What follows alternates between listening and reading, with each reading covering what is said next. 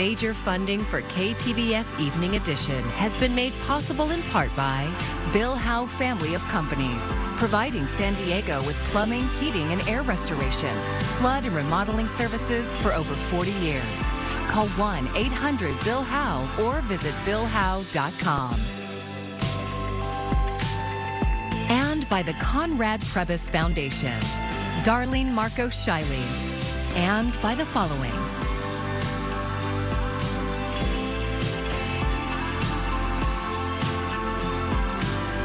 And by viewers like you. Thank you.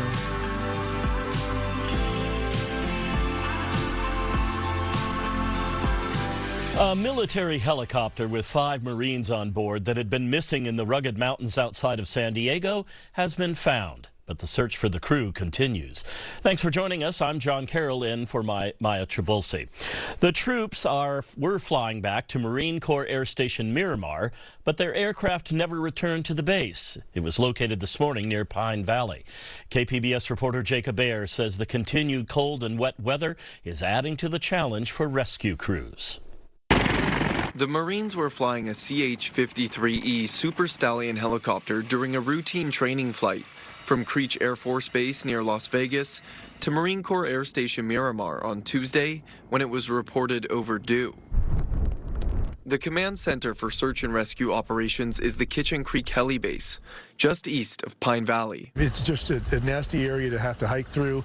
A lot of rocks, a lot of shrubs are out here, and then you add the snow on top of that, as well as the wind. It can be a very brutal situation when you're out here looking for anything. The 3rd Marine Aircraft Wing is leading rescue operations, but multiple agencies like the U.S. Forest Service are helping with the effort. Cleveland National Forest Public Affairs Officer Nathan Judy details the conditions in the area. It's very steep, very high mountains out here, so you have valleys and ridges that go up for days and days, and then you throw some clouds on top of that, right? And then some rain. It could be very dangerous to see some of these areas as well, not just flying through, but even driving through. Our media partner 10 News spoke with CAL FIRE spokesperson Mike Cornett early Wednesday morning. So they have ropes, any type of first aid equipment, medical equipment that they're going to need to treat any victims that they find. They've got stuff to stay warm in cold weather, so they're fully outfitted and fully prepared. The helicopter that went missing is an aircraft known to have safety issues. While the helicopter was found this morning just after 9 a.m. in Pine Valley, the 5 Marines assigned to Marine Heavy Helicopter 361 have still not been found. No further details about the state of the helicopter or Marines has been shared as of Wednesday afternoon. Jacob Air, KPBS News. Governor Newsom is requesting a major disaster declaration from President Biden on behalf of San Diego. Rain and subsequent flooding 2 weeks ago led to 3 deaths and damaged more than 800 homes, primarily in low-income neighborhoods. If approved, the presidential declaration will expand eligibility for housing assistance, vehicle replacement, food aid, counseling, along with medical and legal services.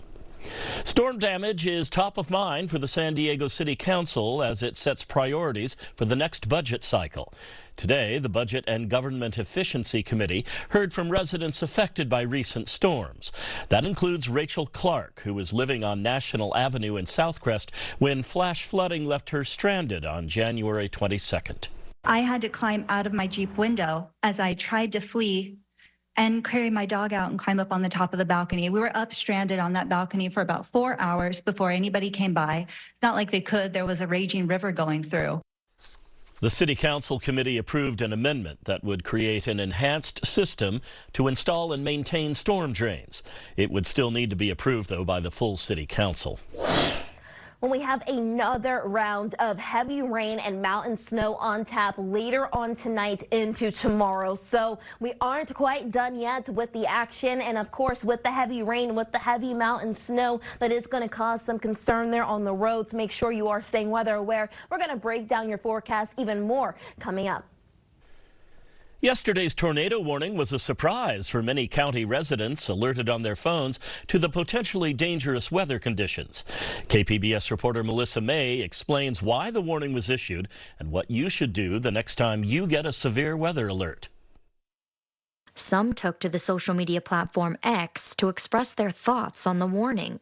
including this tweet from @TheLibbyWeber saying, "Of all the things I was anticipating today, a tornado warning in East County, San Diego was not one of them."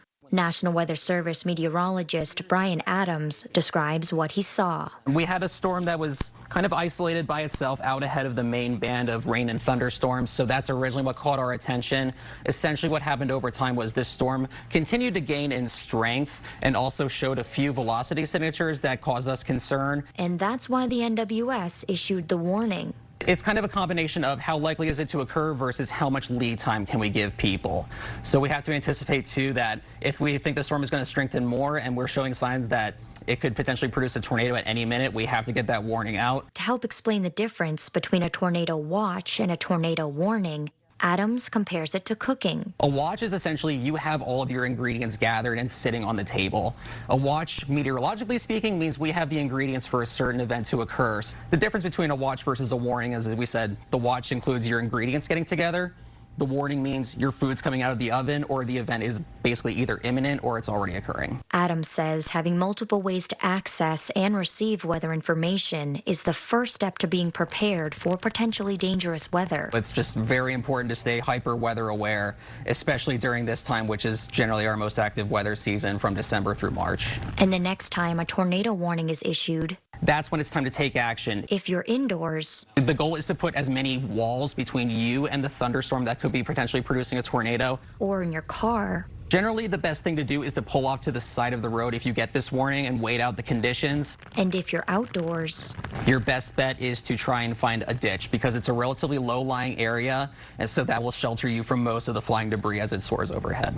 Adams says lots of people shared images of what's called a wall cloud, which can look like a funnel. He says there was no confirmation of a tornado touching the ground in San Diego. Melissa May, KPBS News.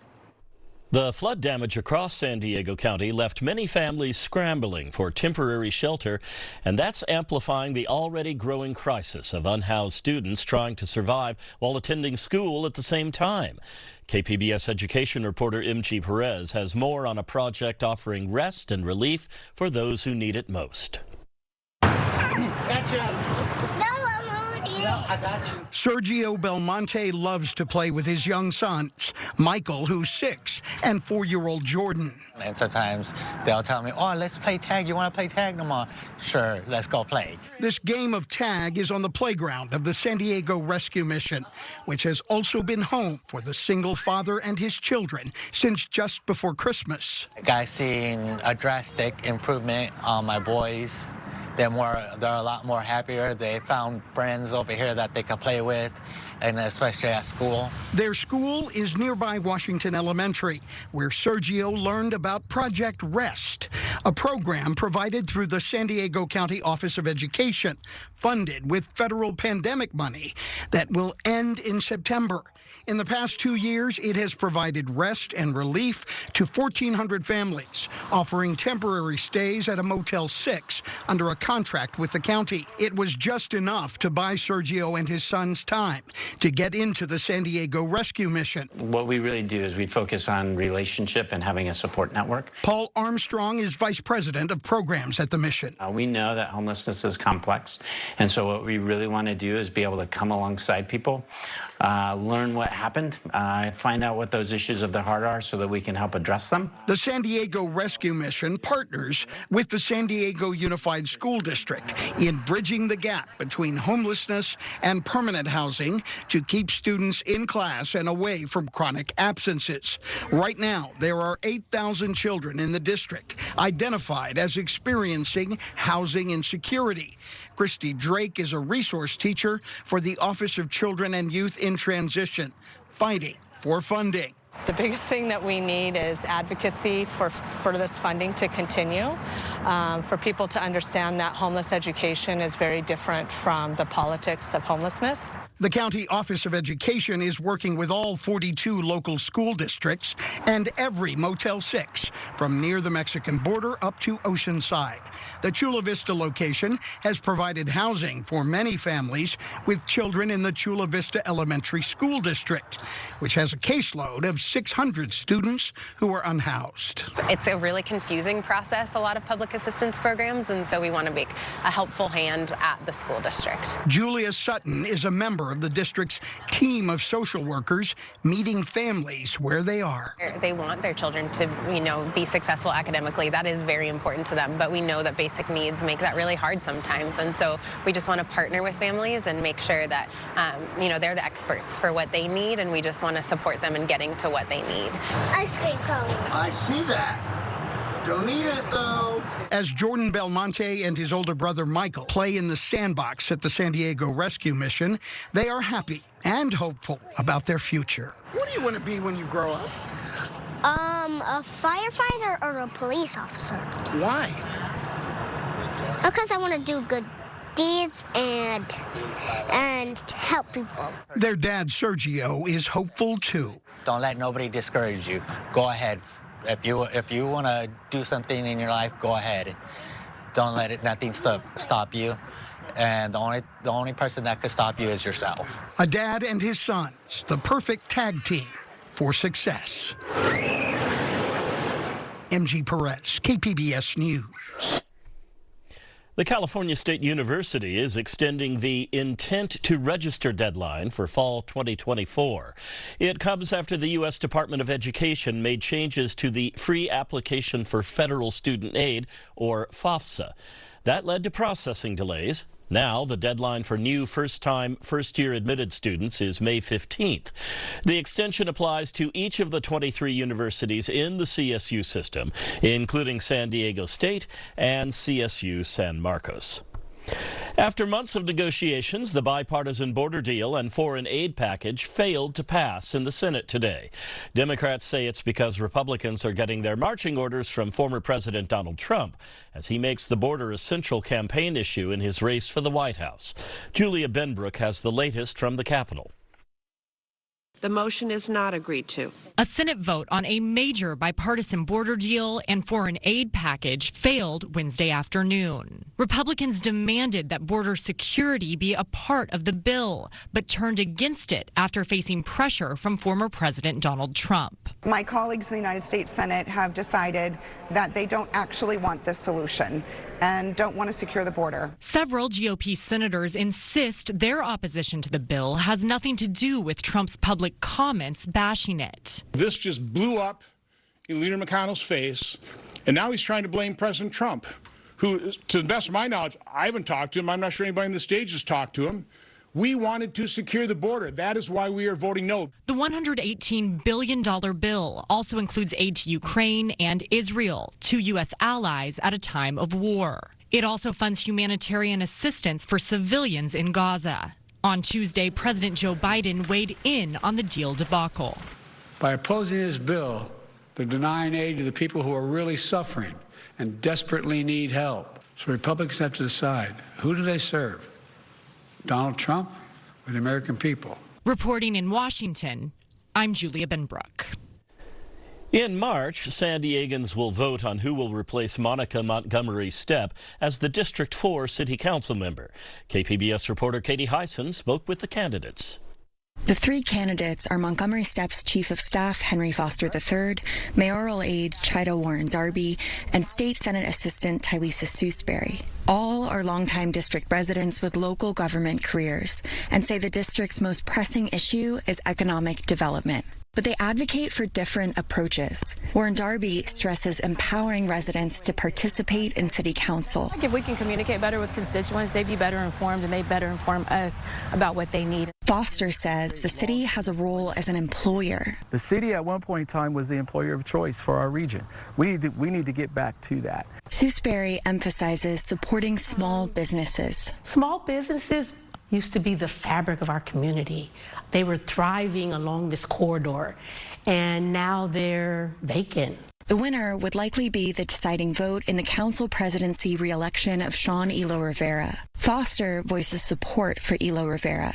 Warren Darby says she needs to see change. Sewsbury is undecided. Candidates need more than half the votes to avoid a runoff. A runoff would cost the city hundreds of thousands of dollars, and the district would go more than half a year without representation. Katie Hyson, KPBS News. In a series of voice memos, a San Diego Navy SEAL says he made a deal with the Navy after an investigation cleared him of extremism allegations. He also used a slogan associated with a hate group. KPBS military reporter Andrew Dyer got the audio and has the story. Chief Special Warfare Operator Bryce Henson had just been cleared in a Navy investigation into extremism allegations when he took to the encrypted messaging app Telegram and said this. God bless, brothers, and proud of you, boy. Proud of your boy, the motto of the Proud Boys hate group. The investigation into Henson began last November after months of appearances at rallies, local city councils, and school board meetings, often attending alongside far-right activists, including members of the Proud Boys. Heidi Byrick is the co-founder of the Global Project Against Hate and Extremism. She says she's horrified to hear an active-duty Navy SEAL using the slogan. I've never seen anybody use the term proud of your boy in any other context than around Proud Boys acolytes, and so on. This should send flares up the chain of command. It's very dangerous, really, to have someone with the kinds of skills that a SEAL has working with an organization that is known for street fighting and violence and insurrection. So I find this quite horrifying. In another recording, Henson says he's leveraged his large social media following and political connections against the Navy to avoid punishment. We reached Chief Henson by email and asked about these recordings and what his relationship is to the Proud Boys. In response, he says only that he's a parents' rights activist and is being defamed. A Naval Special Warfare official says the SEALs are aware of the recordings, but couldn't comment on any investigation. To hear the recordings in full, check kpbs.org. Andrew Dyer, KPBS News. The terrifying door plug blowout aboard an Alaska Airlines jet last month could happen again. That's from the head of the National Transportation Safety Board, a day after the agency released its preliminary report. Laura Aguirre has more on the federal investigation. Of course, something like this can happen again. Chilling words for any potential air travelers from the chair of the National Transportation Safety Board Wednesday. There is no way that this plane should have been delivered with 4 safety critical bolts missing. Jennifer Homendy is referring to the Boeing-made 737 MAX 9 that suffered a traumatic door plug blowout during an Alaska Airlines flight last month. The NTSB said in their preliminary report Tuesday that 4 key bolts were missing. By design, if the bolts are there, it prevents the door from translating upwards and disengaging from the stop fittings and flying off the plane. The NTSB traced the missing bolts to Boeing's Washington State plant, where the plug was removed to make repairs before the jet was delivered to Alaska Airlines. In order to remove the door plug, they had to remove the bolts, and they weren't put back in. To find out why, they've requested process documentation from Boeing. We're still waiting on that documentation, if it exists. The search for answers is also reaching beyond Boeing. We're also digging into FAA's oversight of Boeing. Boeing's CEO has said that whatever the results of the investigation, Boeing accepts responsibility for what happened. As for safety, Homendy says passengers can fly with confidence. I would have no problem tomorrow taking a flight on a MAX 9. I'm Laura Aguirre for KPBS News. A flood warning in Mission Valley expired just moments ago. This is what the floodwaters looked like in the area around Fashion Valley Mall earlier. The warning was extended from 2 to 5 this afternoon. The rain caused the San Diego River to spill over its banks, prompting road closures. Pretty impressive, actually. The amount of water and everything flowing down here. It doesn't allow me to get through the road. Got to take detours. It's a significant deal, yeah, because it just creates us to have to take alternate routes, and then, it just makes it harder for us to get to our jobs. While the threat of flooding is over for now, we can expect more rain in just a few hours, which could mean another scene like that in flood-prone areas. Meteorologist Bree Guy has our forecast.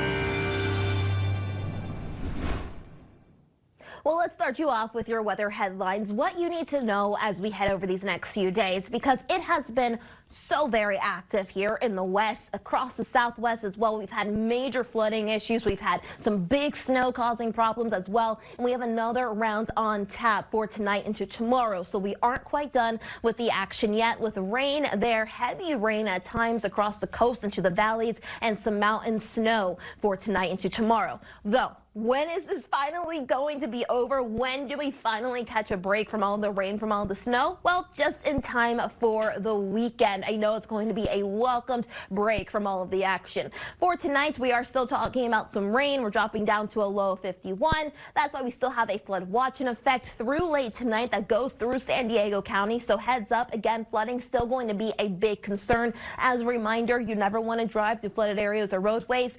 You're going to want to turn around and don't drown, because it just takes a little bit of water to sweep you and your car off the roads. It's just not worth it, folks. We also have a winter storm warning in effect, and this is going to stay into effect for the mountains until Thursday morning. So again, like I said, we still have very impactful weather on tap later on tonight into tomorrow.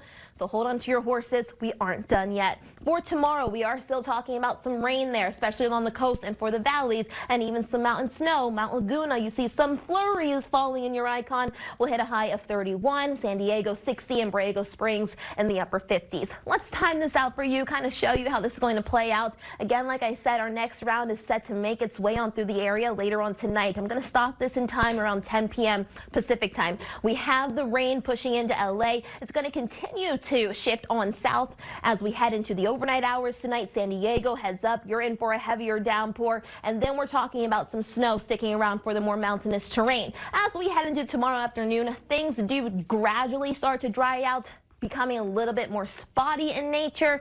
But again, we aren't quite done with the chances for rain, even as we head into Friday. Let's take a look at the coast. 5-day outlook. Again, we are still talking about rain through Friday, though we are drying out for the weekend. We'll have plenty of sunshine. Similar story, more inland. Highs are going to be rebounding too to the upper 60s by next week. As for the mountains, we have the snow that's sticking around throughout the end of the week. It is going to be cold, but for Sunday, we're going to see plenty of sunshine. As for the deserts, even a few showers possible there on Friday, but we'll back up to the 60s by the weekend. For KPBS News, I'm meteorologist Bree Guy. Here's another look at today's top story. A military helicopter that went down in a remote area outside San Diego has been found.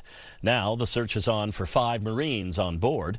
The CH-53E Super Stallion helicopter was found in Pine Valley just after 9 this morning. The troops were conducting a routine training flight from an Air Force base near Las Vegas to Marine Corps Air Station Miramar. No further details about the state of the helicopter or the Marines has been shared. A delegation of leaders from the San Diego Community College District is on the way home from Washington tonight. KPBS education reporter MG Perez tells us the group includes students who traveled to the nation's capital looking for legislative change. San Diegans leaving the White House this morning. And here they are in a face-to-face meeting with U.S. Representative Juan Vargas in his Washington, D.C. office. We don't make enough for me to get financial aid, but we are also not living comfortably. The delegation from the San Diego Community College District includes the chancellor, other officials, and student leaders from each of the district's campuses. Sejel Dape Gotra is a second-year student at Miramar College who wants changes in the law to bring equity to financial aid. The federal Pell Grant, wanting to adjust it to the cost of living in the area in which the student resides, rather than having a standard like a bracket set for the whole entire nation, because people live in different regions with different levels of income and poverty. The students have been in Washington since Monday, touring and talking with California lawmakers who can help make a difference in their educational lives. Chancellor Greg Smith says in-person communication makes a difference. And we find that having our students come and tell their personal stories takes us out of the realm of policy and puts it into the realm of human impact that's going on right now, which our legislators responded very positively to being able to hear those stories. Students heard a lot too.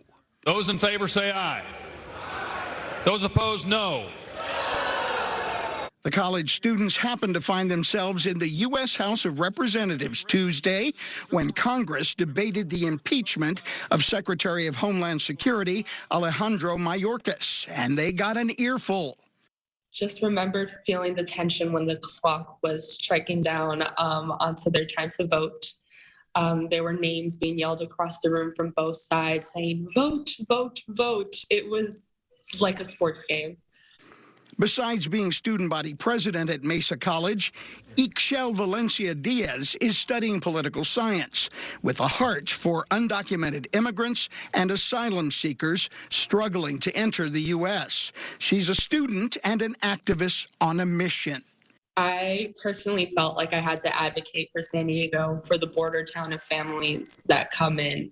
When Ixchel finishes her studies here at Mesa College, she plans to apply to a 4-year university in Los Angeles and then on to law school, where she hopes to learn the language of the law fluently. She leaves our interview with inspiration and one last thought. Sí se puede. Oh, sí se puede, because I thought I couldn't.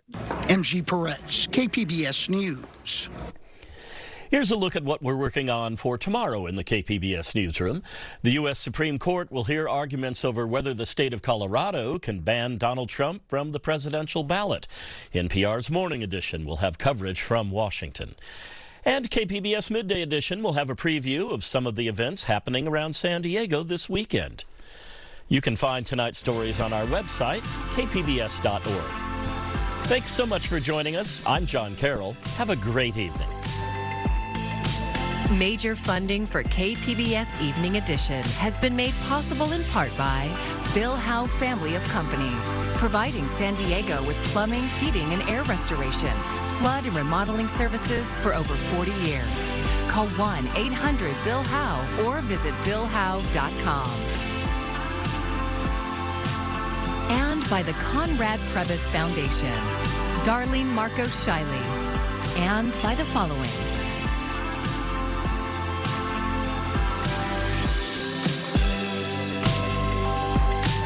And by viewers like you. Thank you.